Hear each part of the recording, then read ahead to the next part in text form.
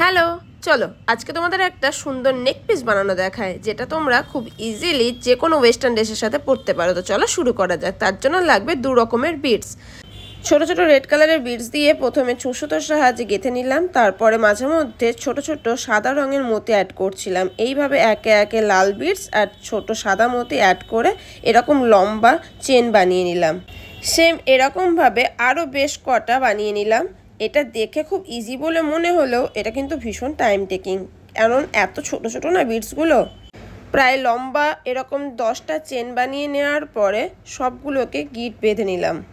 এরপরে মাঝারি সাদা রঙের মতি নিয়ে নেব। তারপরে এই সাদা মতিগুলো দিয়ে আরও একটা চেন বানিয়ে নেব, মানে একটা মতির মালাই বানিয়ে নেব।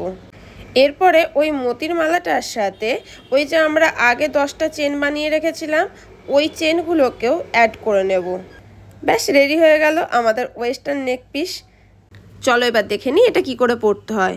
ওই সাদা রঙের যে মতির মালাটা আছে ওর মধ্যে রেড বিডসের চেনগুলোকে ঢুকিয়ে নেবে, ব্যাস। তারপর নিজের ইচ্ছে মতো অ্যাডজাস্ট করে নেবে।